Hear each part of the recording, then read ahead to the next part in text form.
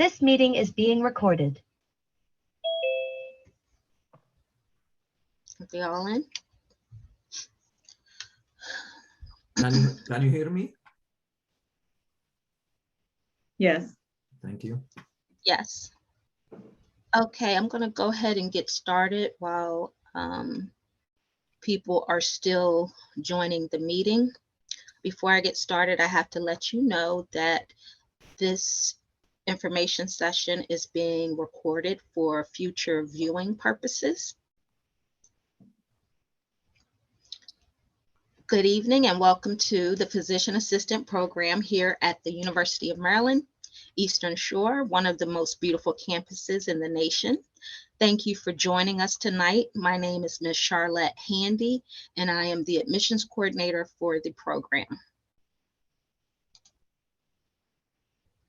Tonight's session will be in 4 segments.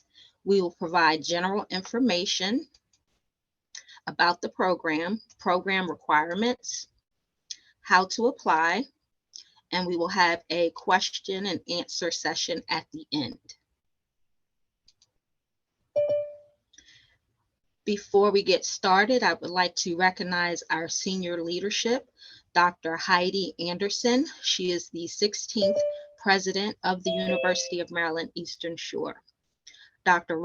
Rondell Allen is our provost. Dr. Sean Vasitis is the interim dean of the School of Pharmacy and Health Professions. This is our faculty and staff, some of which are on the Zoom meeting with us today. So for the sake of time, I will make the introductions. Our program director is Dr. Tiffany Maxwell.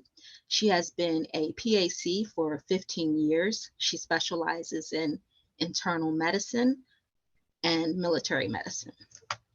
Our medical director is Dr. Letitia Banks.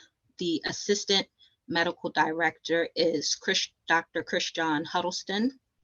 The assistant medical director is Dr. Moshe Peters Harris. Our didactic education director and assistant professor is Ms. Rebecca Ospital. Our assistant professor is Dr. Camille Aziati. The associate professor is Dr. Khalid Hassan.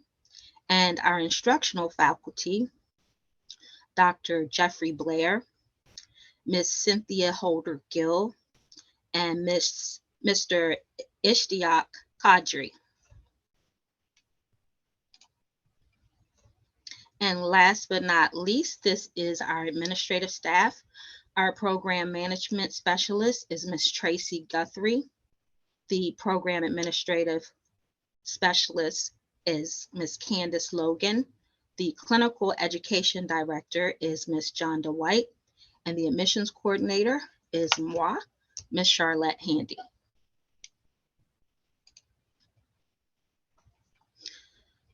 So this is our accreditation statement.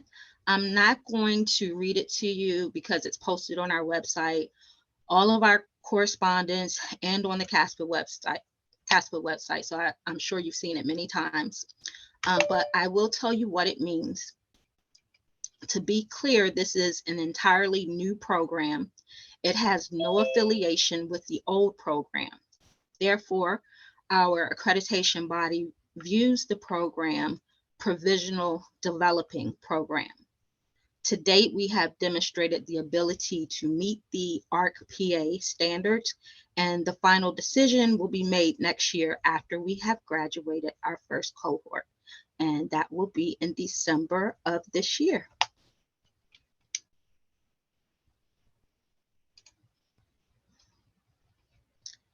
Our program mission: as a component of the 1890 Land Grant University, UMES is committed to providing equal opportunity, especially to those of multicultural backgrounds. The PA department aims to educate and prepare competent and socially conscious clinical professionals to provide holistic, ethical, and compassionate care to meet the needs of diverse communities in local, state, national, and global environments.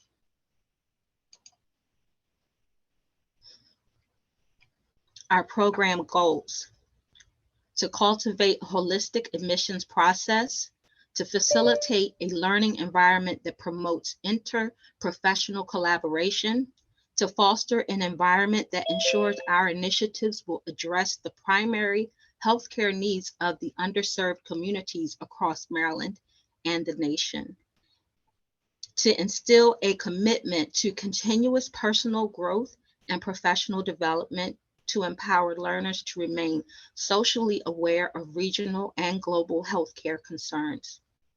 And last, prepare physician assistant students to exhibit the highest level of clinical, interpersonal, and professional competencies. Our program vision: we are committed to preparing our PA students to become outstanding medical providers that are prepared to work in a team-based practices. Our vision is to produce graduates that will be competent and compassionate in their practice of preventive and diagnostic medicine.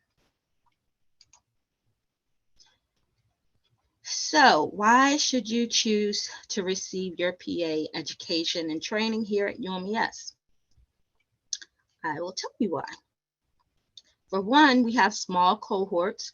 Most programs have an average of 40 students with a student faculty ratio of 14:1. Here at UMES, we have a student faculty ratio of about 6:1. So what does that mean to you? That means access and accessibility to your professors and resources. We have a diverse faculty with both clinical experience and academic expertise. Our medical directors have held prominent positions within the local healthcare community, and they have access to resources that allow them to advocate for you and the program.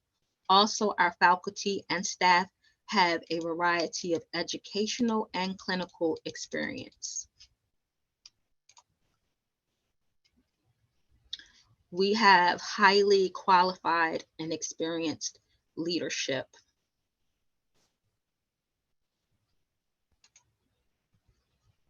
The program has a strong basic medical science foundation.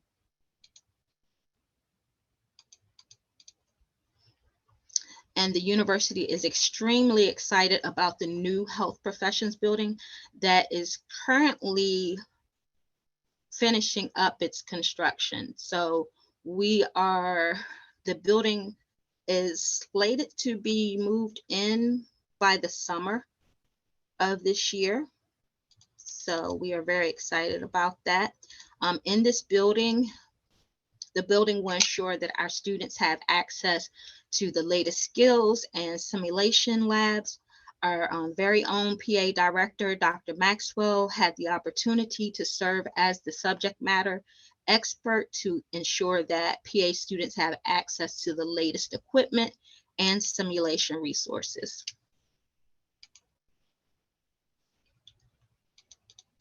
Our PA program offers opportunity for rural underserved training. The Eastern Shore location is affordable in comparison to some other locations. And there is community interest in hiring graduates. So UMES is located in Princess Anne, Maryland. Here you have access to shopping, cultural and recreational facilities. We're 15 minutes from Salisbury, Maryland, 40 minutes from Ocean City. We're a 3-hour drive to several mid-Atlantic metropolitan areas like Washington, D.C., Baltimore, Philadelphia, Wilmington, Norfolk, and Virginia Beach. We are housed on over 700 acres of land. This is a very beautiful campus that is conducive to learning. One of the things I can appreciate the most is the diversity of the campus. We have students that come from over 70 countries and 50 states. So you are sure to have a well-rounded experience here at the University of Maryland, Eastern Shore.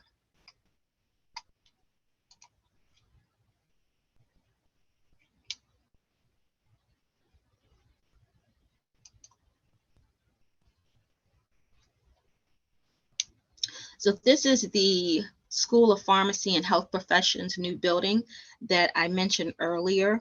This building is equipped with simulation stations, skills lab, and objective structured clinical examination rooms that were designed specifically for the UMES PA program. The first floor is filled with smart classrooms and rooms for group learning. There are breakout session study rooms throughout this building. So again, we're very excited about this. Okay, some program highlights. We are a 28-month program. The program starts in August, ends in December. The didactic classroom phase is 16 months, and the clinical phase is 12 months. And here are some of our students. This slide shows our cohort 2023 physician assistant students, and you can see them in their clinical problem solving class, their anatomy lab, and also celebrating PA week.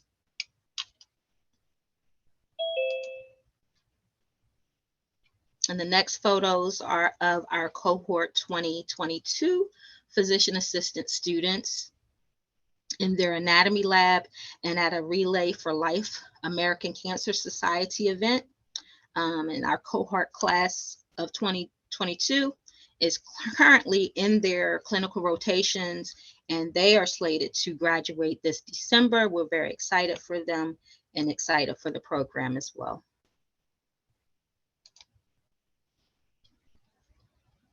So I'm sure many of you have already gone to our website and probably have taken a look at the curriculum. So I won't bother to click on the link, but this is the link. So if you go to umes.edu/PA, it'll take you directly to our website, and then you can follow the tabs to click on any of the areas that you're interested in researching. But I will talk a bit about the curriculum. So all courses must be taken when offered, and students must pass all courses before they are allowed to move to the next semester. Unlike some schools, we do have a winter semester. You will see that we have a strong foundation of science courses when you go onto the webpage. Our classes are vertically and horizontally aligned, meaning whatever you learn in one course, you are learning the complementary medicine in the second course. For example, let's say that in your clinical medicine 1 course, you are learning about ears, eyes, and throat. In the next course, clinical pharmacology 1, you will learn about the drugs that treat ears, eyes, and throat. Same for the diagnostic testing. And then in your second year, the second year is your clinical year. And when you go on the website again, you'll notice that there are 2 courses that will stand out, and that is your capstone and your seminar. The capstone is your thesis. The seminar is to help you with success in passing the boards.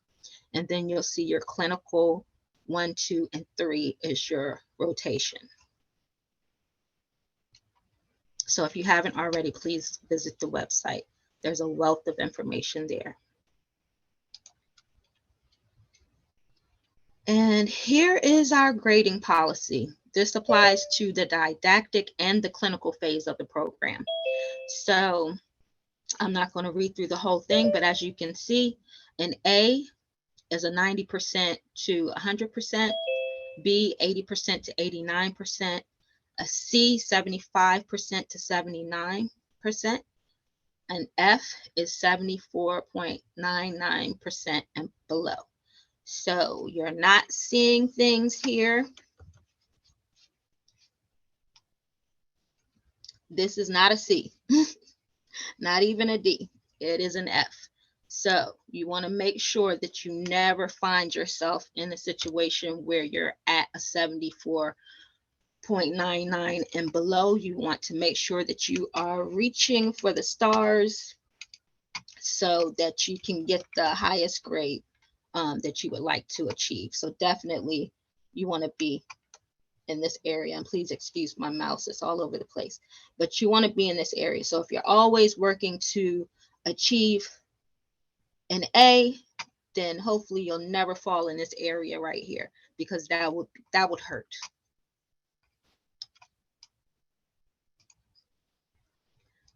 Okay, so now I would like to welcome our clinical education director, Ms. Jonda White, to cover the academic guidelines of the didactic phase and the clinical year.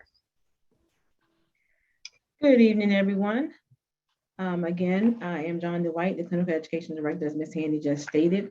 So for the academic guidelines, the didactic phase, students must earn a grade of A through C, as we just saw on the grading scale, to receive a course credit toward your degree and to continue in the program. Courses in which a student earns a grade below C, they do not count toward meeting your degree requirements and require an academic hearing by the faculty.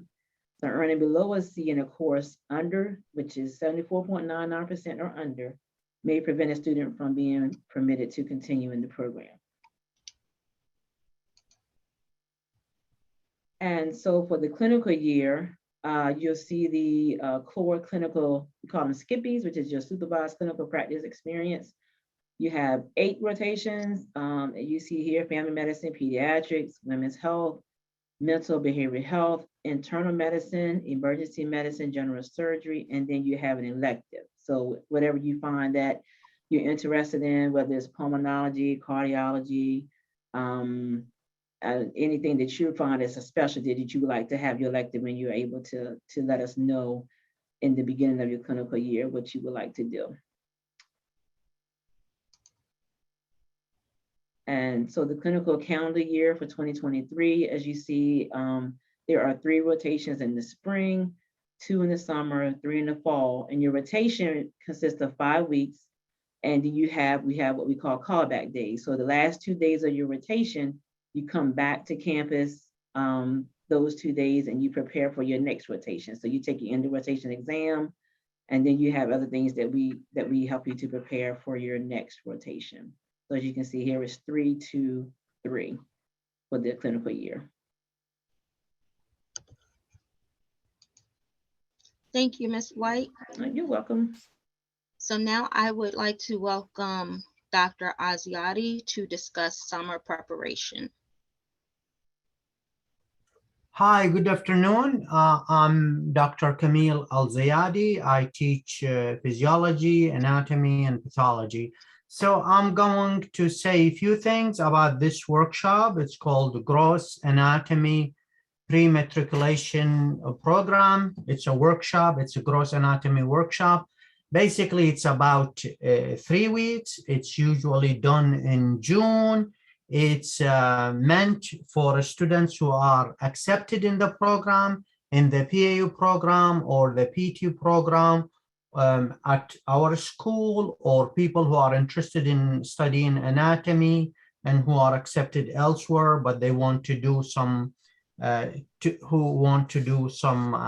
like anatomy refreshing course. So the program is designed to show students how anatomy is taught in our school. And if you join the program, you will do gross anatomy, you will do human dissection, and we will cover, because it's very short, we will cover the upper limb, the lower limbs, and the thorax. You will see how the dissection is done. You do it yourself. And then you will take quizzes, oral quizzes and written quizzes, and you will take practical exams to prepare you for the actual course. So it's very very useful course, like it will help you prepare for the fall, for the PA students, for the fall and the winter semester. So it's very quick, but it's lots of information. If you take it seriously, you will learn a lot and it will help you a lot in the fall. Thank you, Dr. Aziati. Yes, thank you. Okay, so now we will take a few questions about the program. After this, we'll go over the application requirements and then end with another Q&A session. So if you have questions about admissions process, please save that till the end. For now, we can answer any questions that you have about the didactic, the clinical, the GAP workshop, anything on the academic side that you have questions about.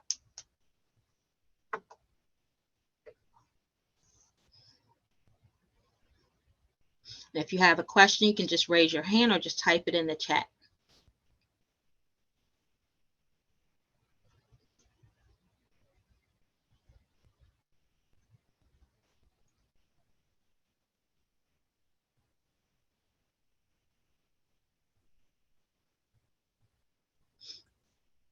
Do we see any questions coming through, Ms. Tracy? I just got one. Do you offer Oh, opportunities to sit in on a class in person or virtually?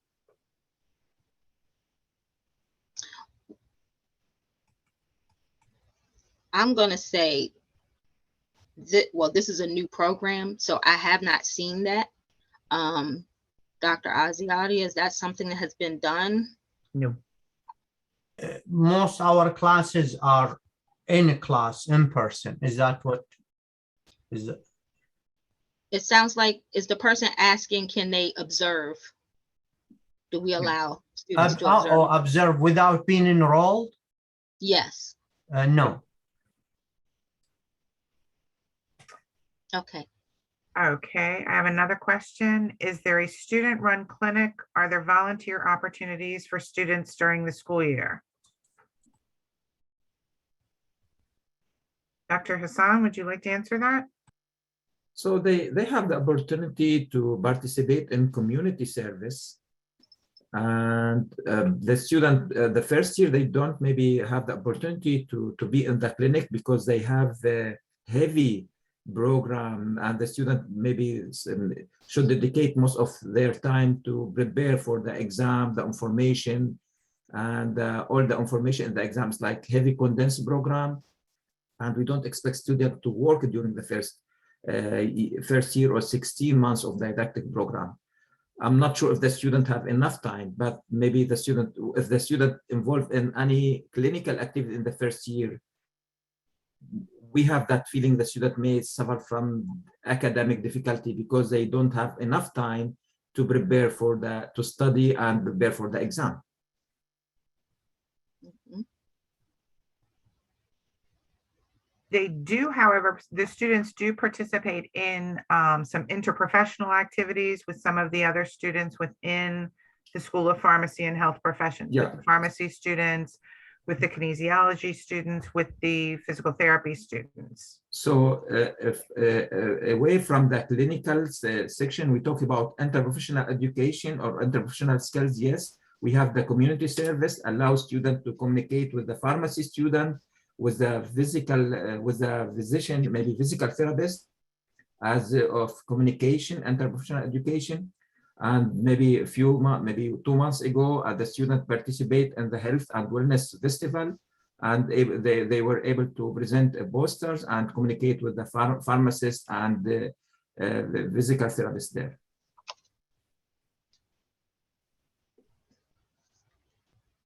Thank you.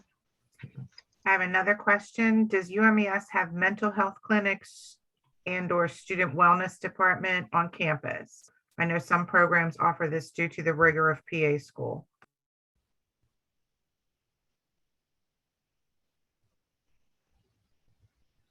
I mean, we do have like, she may be referring to like our counseling center. So we Exactly. do have things in place for mental wellness for our students as well as our faculty and staff. Yes, we have some students with a special need. For example, they have the opportunity to stay in the exam for one time and a half or for double time of the exam. Ms. Tracy, I think we missed a question. What are some of the locations of the clinical rotations? I can answer that if you like. And well, most of the clinical rotations, we provide on the Lower Shore of Maryland, Delaware, and Virginia. So you could be in Salisbury, like at Tidal Health, or we have Berlin, Maryland locations, Atlanta General Hospital. It just depends, but we try to keep it as what we call the pods in that area of the Lower Shore of Maryland, Delaware, and Virginia. And some of them, can go out of state, but we try to keep it in that realm. Thank you. Yeah. Mm-hmm. Any other questions? If not, we can move on. We will have another Q&A at the end. I don't see anything else. Sure.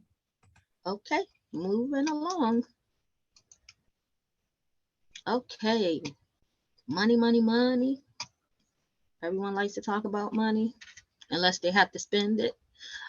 This is our financial aid department's information. So anything regarding financial aid, you would need to speak with someone from that department directly.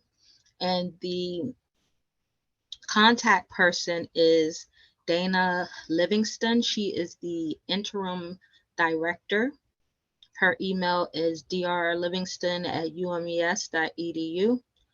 Phone number 410-651-7923.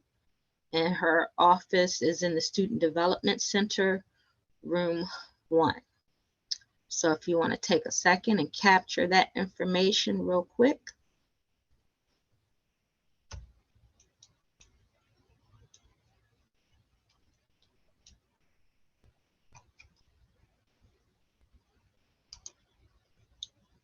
Housing.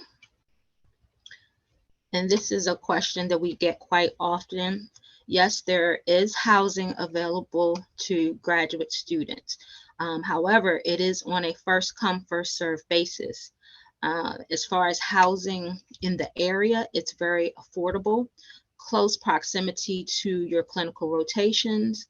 And when you come for an interview, you will be provided with a tour. So if we do the interview here on campus, then we will have someone allow you to tour the graduate housing facility here on campus. If it's a virtual interview, then we wouldn't be able to do that.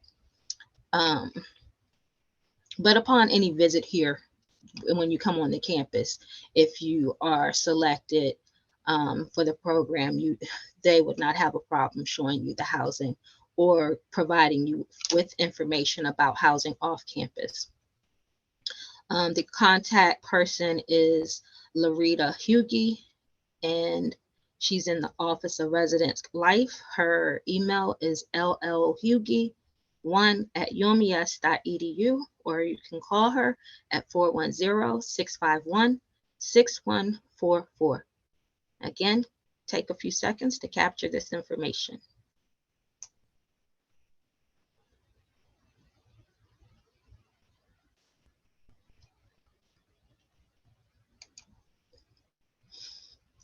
Okay, requirements to apply. First, I want to say, please do not complete the supplemental application that is on, that would be the UMES graduate application. Please do not complete that application. You are only to complete that application if you are accepted to the PA program. Okay, and any transcripts or other supporting documents that you have must be uploaded to CASPA. So the only application that you are completing first in the beginning is the CASPA application. Please do not send any official transcripts to the PA program. And CASPA will give you instructions regarding how to upload transcripts, official transcripts. CASPA opened on May 1st. The application must be completed to CASPA by November 1st. All requirements must be completed and verified by CASPA by January. Well, I need to reword that. So basically, your application has to be verified by CASPA by November 1st. So as long as you're verified, we will start to evaluate your application. If you have something that is missing, let's say that you don't have all of your shadowing hours at the time that you submitted your application, that's fine. Go ahead and submit the application and get it verified. This other deadline here is pretty much CASPA saying that UMES has a January 15th deadline where they will allow you to complete any missing items. As long as you get it in by January 15th, you can still be considered.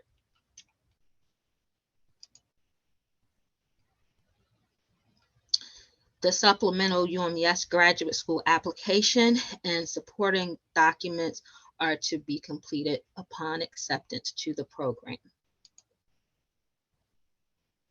Interview selected candidates are selected between the months of October and February.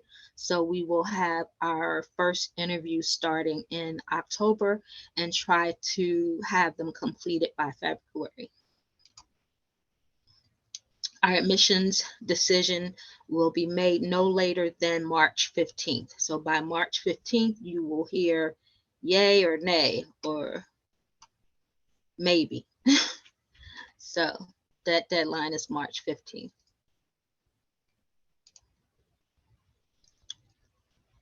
And then classes start the end of August. Okay, our continued requirements. You must have a bachelor's degree from a regionally accredited university, a GPA with a 3.0 on a 4.0 scale, medical core prerequisites completed with a grade of C or higher. You must complete the personal statement, 3 letters of recommendation, 40 physician assistant shadowing hours, and 500 paid healthcare hours.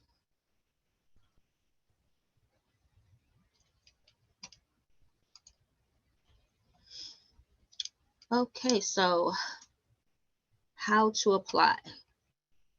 You will have to go to the UMES website, which is www.umes.edu/PA/content/how to apply. And when you go to that website, you will be directed to the CASPA website to complete the CASPA application. Tips for a successful application process. Please pay attention to detail. In CASPA, you want to make sure that you are paying attention to the school that you are applying to, because some schools may have different requirements. And there are multiple schools in CASPA, and I'm sure many of you are not just applying to UMES. I'm sure many of you have at least a couple schools under your radar. So just make sure you're aware of the school that you're applying for when you're submitting your documents and looking at the requirements. Know your program. You want to thoroughly review the UMES PA website for detailed information about the program.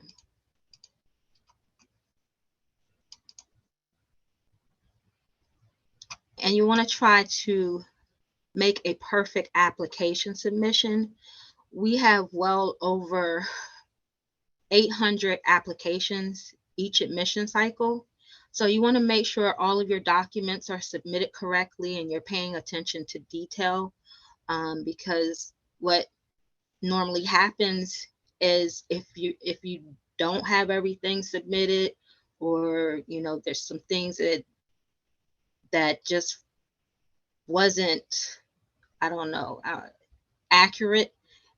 And if I have to, as the admissions coordinator, have to put it to the side, then of course I'm going to keep moving forward with the other applications, and then I would have to come back around to yours. So you want to make sure that it is perfect as possible so that your application is not put on the back burner, so to speak.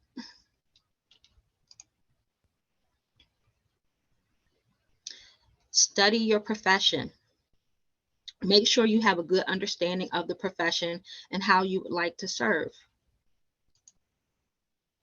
your appearance. And that does not have to be just how you look.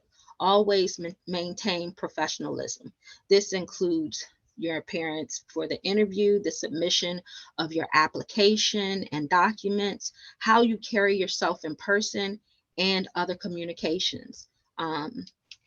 I communicate quite often with students via email, virtually, through a meeting, over the phone. So anytime that you are communicating with someone in this department, we are pretty much interviewing you right from the beginning.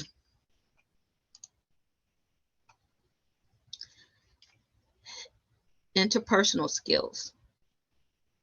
So just think about every time you interact with the program, you're being interviewed. Preparation for the interview. You want to make sure that you are being yourself, because we want to learn about you. So just be authentic.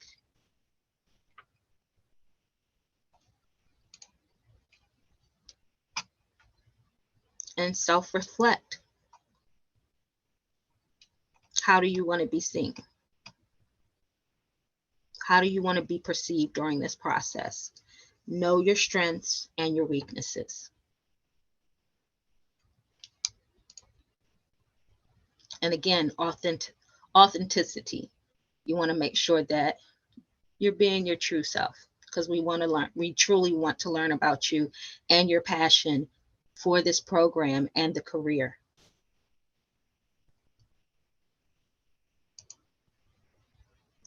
This is my information. If you'd like to go ahead and capture this.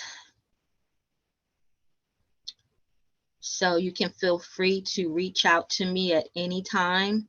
You can email me directly. You can call me.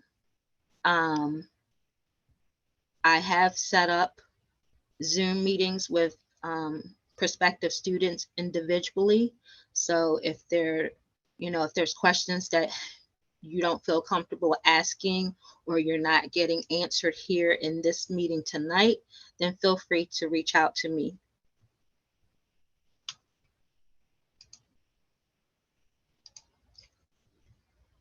Okay, questions? And don't tell me this is a shy bunch, because we're used to getting a lot of questions. So again, just raise your hand if you have a question, or you can type it in the chat. Someone just raised their hand, but I guess they took it down.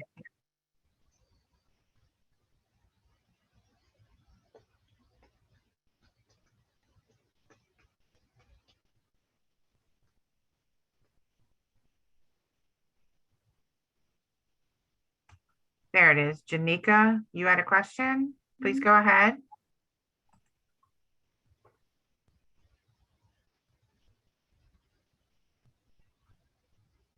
Hi, Hello. Janika. Oh, okay. Sorry. I have a question Okay. about the form on your website where you're supposed to document your patient care hours. So the form specifies paid. If you have additional hours that you'd like to include that was volunteer work, should we include them on that form or not? You said there's a form, you said with additional like volunteer information? Yeah, there's a form on the website where you're Mhm. supposed to document your patient care hours that you attach to your CASPA application. Yes. Now the patient care hours, that should be the paid patient care. Is that the form that says 500 hours, that you need at least 500? Yes, that's the form I'm referring to. Okay. So that form is only for any paid patient care experience that you have, where you had direct patient care experience. I believe in the application, there should be room for you to list any volunteer work that you have done. Okay, thank Have you. you seen that? Yes, I believe so. Okay. And if not, if you have any issues and you're not able to provide that information, I can upload it to your additional information if there's something that you can't upload. Okay, thank you. You're welcome. There's a question in the chat. Do you accept international bachelor's degrees? Yes, we do. You would just have to, I'm sorry. We do. You would just have to have that transcript evaluated through one of the evaluating agencies like WES. That's one that I know right off the top of my head. So that would be your responsibility to get it evaluated and the official sent to us.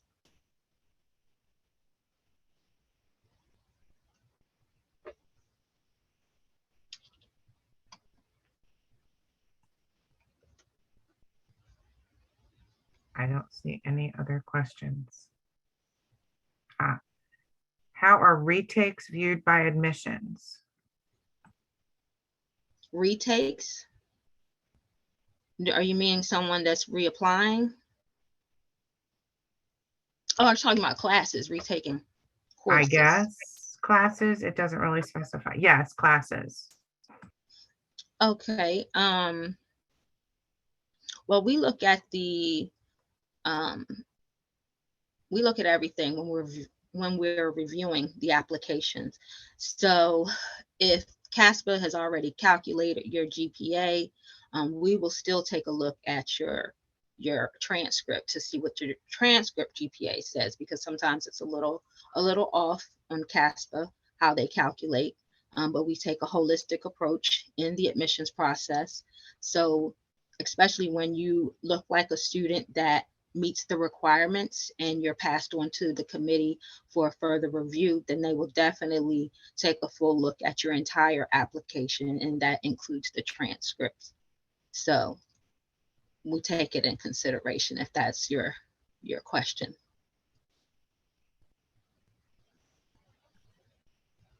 Okay, we had a question from Ms. Thomas. Yes. Swetha, did I Yes. speak to you today, or we spoke recently, right? Yeah, we did. I think I emailed you a couple times. I have a couple questions, so bear with me. Okay. So I just had a clarifying question about the forms that need to be completed upon acceptance versus the ones that are versus like the shadowing form and the 500-hour paid form. So those are not the same thing, correct?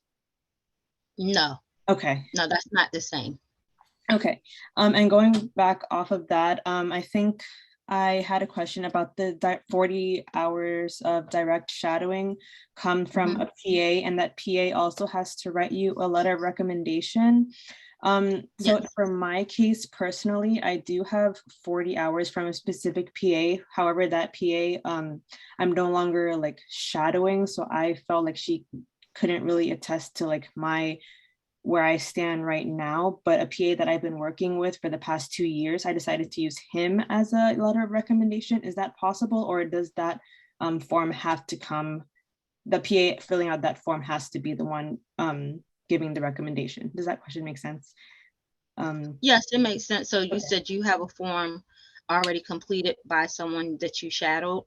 That I Um, shadowed previously that I haven't been working with for a while now.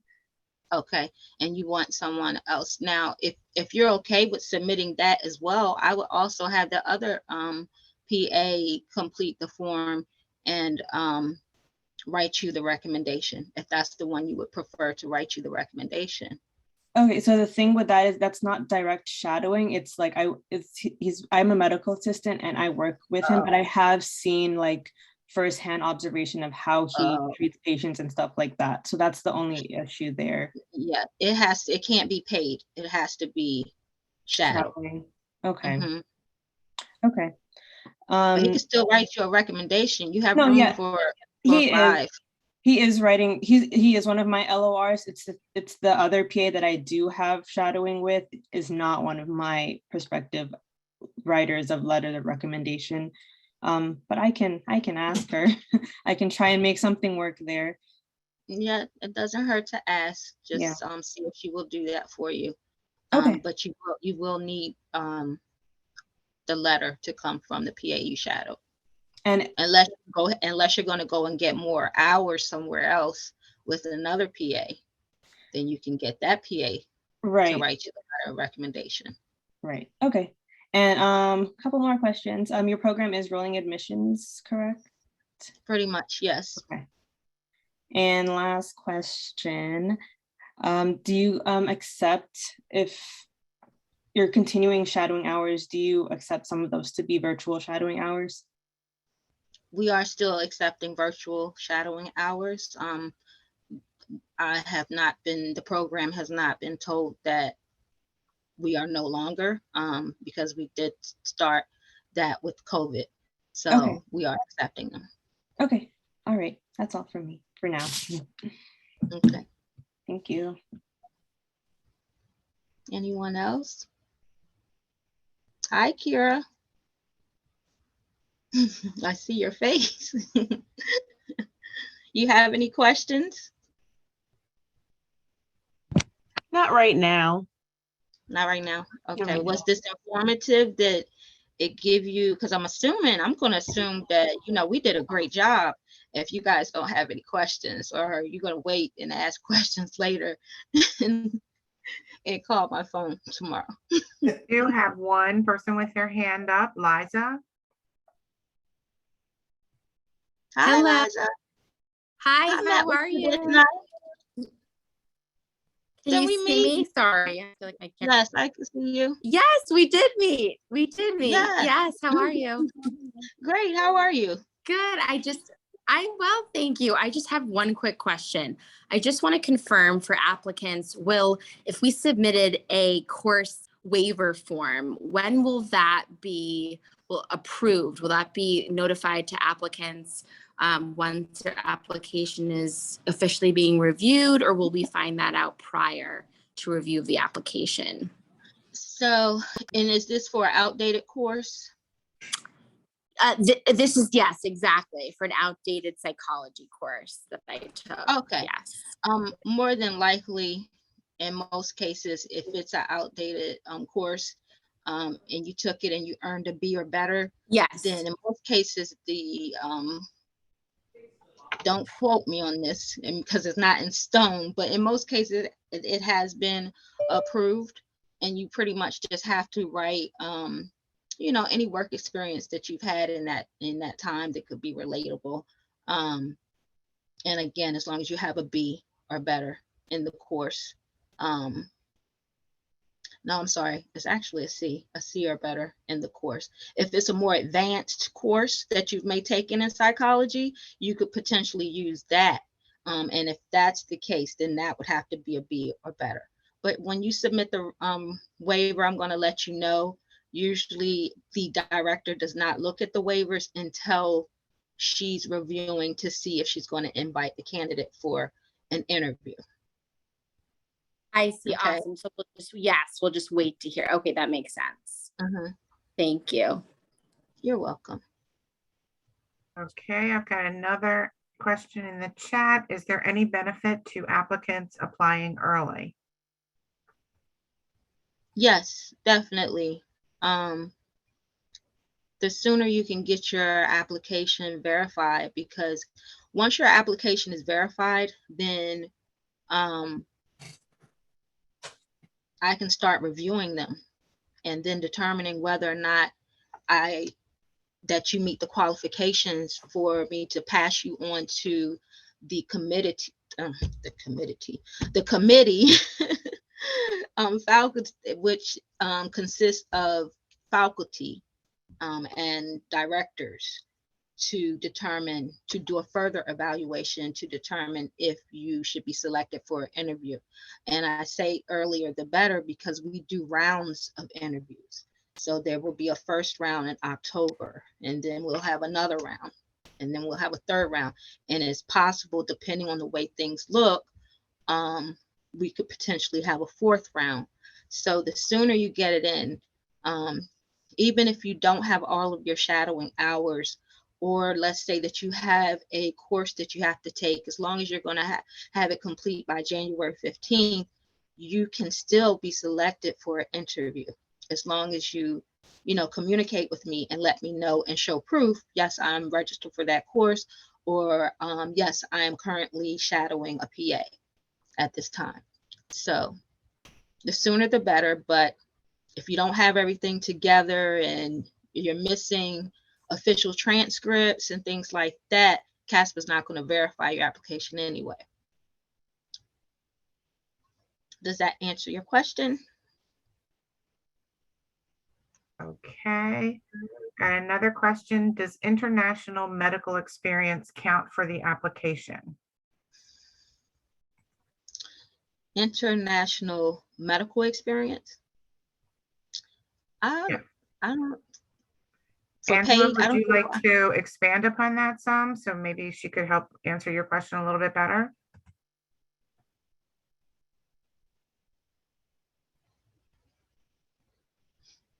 Hi, it was Hi. me. Yes, so since I have a medical background in Venezuela, mostly my experience has been there. So I was wondering if that can be included in the application as experience. Is it paid experience? Yes, it's medical experience. Actually, my bachelor is in medicine. And when I was living in Venezuela, I basically worked for 10 years as a medical doctor there. So basically the last, for example, last 10 years when I was living in Venezuela, it was my mainly experience there in the hospital, in a university hospital. So I want to know if that can be included as experience. I want to say that you can include that for your paid medical experience. And if you have anything additional from the States, you can add that as well. More is better. So okay, definitely thank you. include it. Okay, You're welcome. thank you.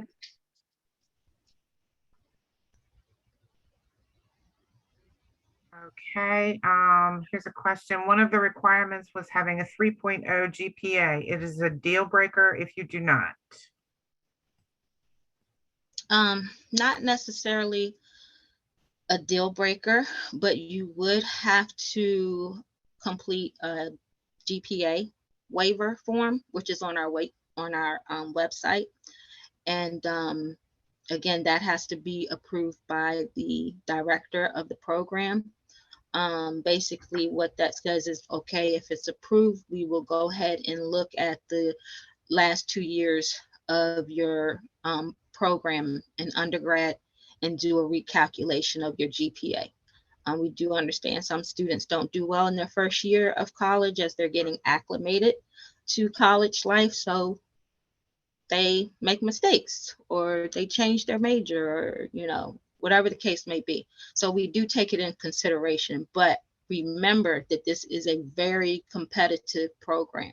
So when you complete that waiver, you want to make sure you have the documentation to back it up and to show proof of why you did not perform as well as you would have liked to, and show how you've improved over the years and how and why.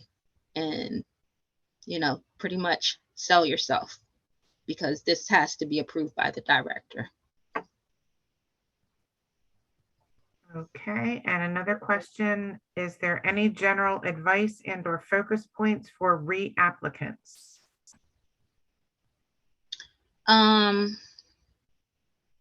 I've had reapplicants reach out to me to determine, why they weren't selected, or if they were selected. It's kind of hard for me to answer that question for you right now, because you could be a person that was selected for an interview, or you could be someone that was on the wait list. So I would suggest reaching out to me so I can pull up your information to see what happened, or what your status is, and give you some pointers from there.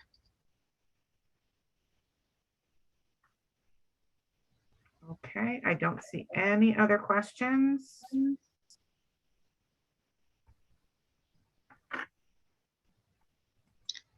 Okay, so we are finishing on time today because this is a quiet group. Again, I want to say that I definitely don't mind speaking with you one-on-one. There's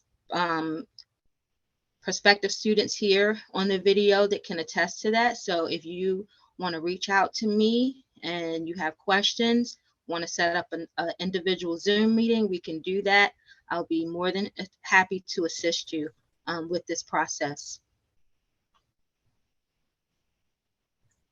Okay, so on behalf of our president, our director, faculty, and staff, I would like to thank you all for joining us this evening, and I look forward to seeing your applications and reaching out to you and talking to you soon. Have a wonderful evening. Thank you. Thank you. Thank you. Bye-bye. Thank you. Good night, everyone. Thank you. Bye-bye.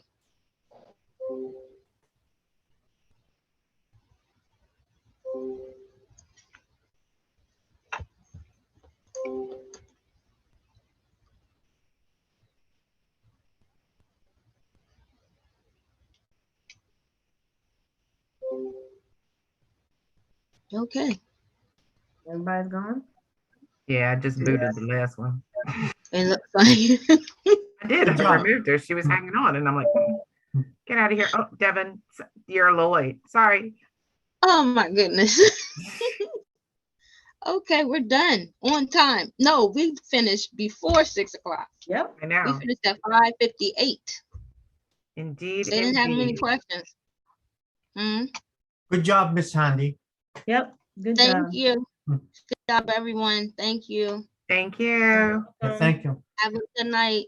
You too. You Good too. night, everybody. Good night.